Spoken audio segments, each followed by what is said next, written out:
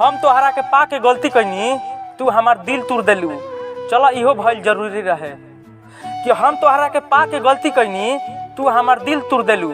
चलो इहो भइल जरूरी रहे। आ प्यार के तो गलती ई दिल कैलस, कि प्यार के तो गलती ई दिल कैलस, लेकिन हमार जिस्म में शमशान में ले जाके जरावल कौन जरूरी रहे। कबहू न साथ छोड़ब सब ई कहेला, दीवाना बना के लो मुँह मोड़ लेला। रात भर जागल रही आवे ना उंघाई, रात भर जागल रही आवे ना। तू दिल लगा के देखा हमरा से, तोहरा कबो शिकायत के मौका ना दे। कि तू दिल लगा के देखा हमरा से, तोहरा कबो शिकायत के मौका ना दे।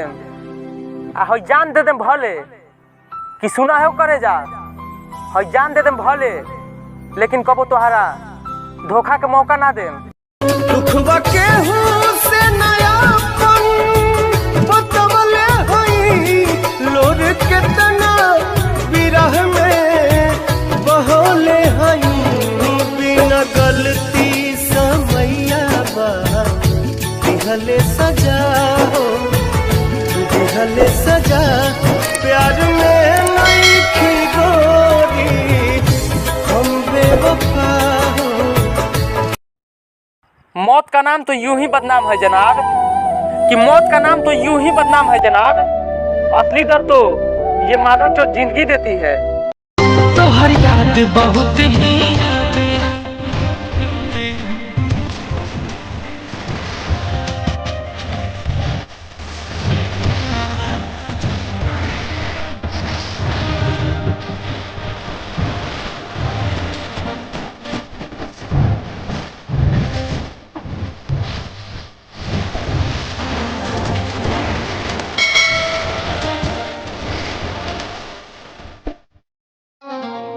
कि ऊ कहत रहे तू अपन आवारा दोस्तवन के साथ छोड़ दो, कि ऊ कहत रहे तू अपन आवारा दोस्तवन के साथ छोड़ दो।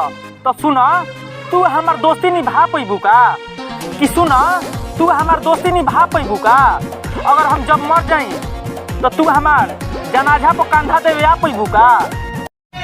अरमान टूटल सारा हमरा मन के, नयन दूनो गम के नदी हो गई।